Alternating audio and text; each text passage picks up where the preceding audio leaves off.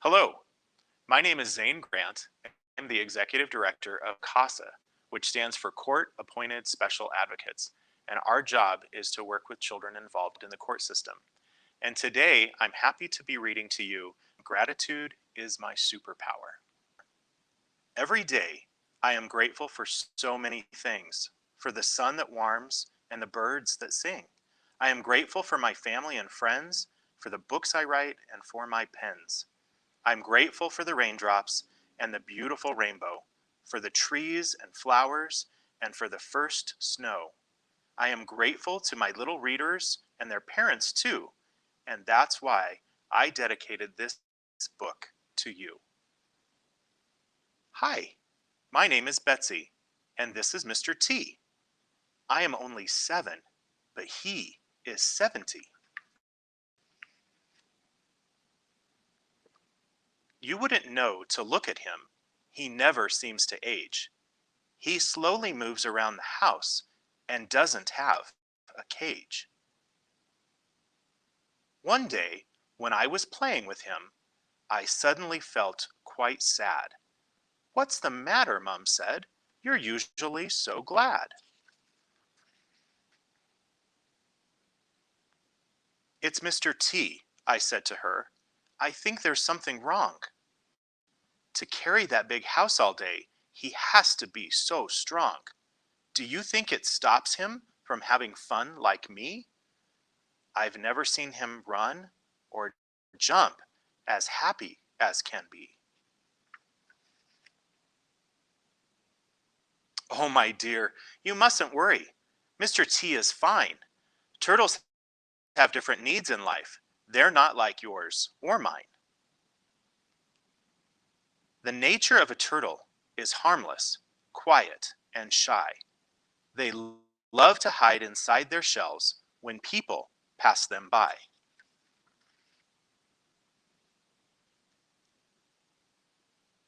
So Mr. T is very grateful for everything he's got, which means he doesn't worry about things he has not. "Let's play a game together," Mom said. "I call it gratitude. It'll help you understand Mr. T. Are you in the mood?"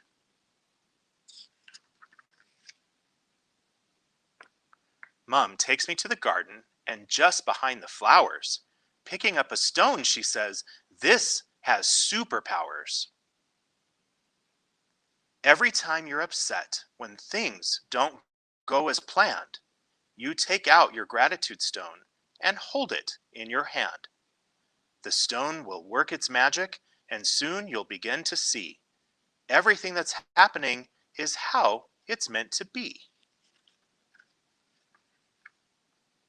No sooner had we gone inside, the sky began to rain.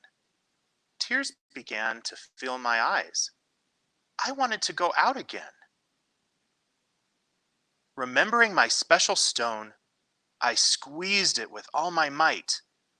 What could I be grateful for when the rain was in my sight? But just then I remembered, without it, plants won't grow, fish wouldn't live in the sea, and rivers wouldn't flow. Thank you, sky, for raining. You're really rather clever. Now I know the job you do.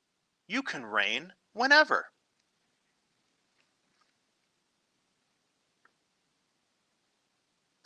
Next morning, when it's time to wake, my body's filled with dread. Going to school is the last thing I want.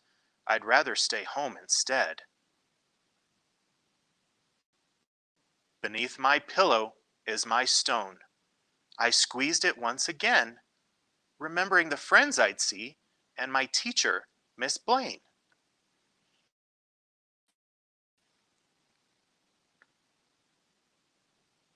At school, I had forgotten today was sibling day. I don't have any siblings, so I didn't know what to say. My stone will have the answer, I thought. I'll squeeze it and we'll see. Of course, I said. I'm grateful because I have Mr. T. At dinner time, it worked again. When Mum put down my plate, no yummy cake, but rice and veg, which I didn't appreciate.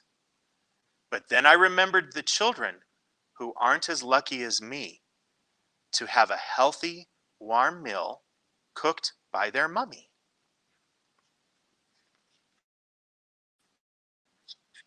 At bedtime, when I'm not tired, I want to play instead. I'm grateful for my turtle PJs and warm and cozy bed. But just then, I remember I'm not even carrying the stone. Mom, I shout. I did gratitude, and I did it on my own. Of course you did, my darling, because gratitude is in there. Upon my heart, she places her hand. With the other, she strokes my hair. So gratitude's in all of us, I said. And all we have to do is stop and think how thankful we are instead of feeling blue.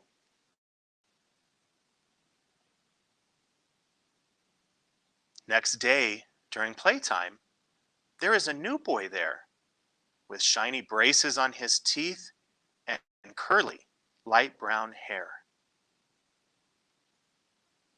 Tears are falling down his face. He wished he had not moved. A decision made by his parents, and he had not approved. I tell him of the gratitude stone and ask if we can find something to be thankful for that he can bear in mind.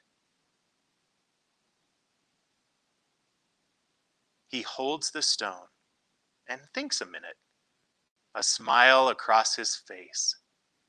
I'm thankful for our new home. The garden has so much space. Now, every time I go out, I make sure to have with me at least one stone to pass on along with my story. Dad says I'm grateful to have a family, a house, and my job. Mom says I'm grateful to have Betsy and my wonderful husband, Bob. Betsy says I'm grateful to have a lovely teacher and a Barbie doll. Mr. T says I'm grateful to live with Betsy instead of at the zoo. The more we share about gratitude, the happier we will be. Will you share this story and help other children like me? The author says, I am grateful for my little readers and their parents too. Leo says, I'm grateful to have football boots and a soccer ball. The end.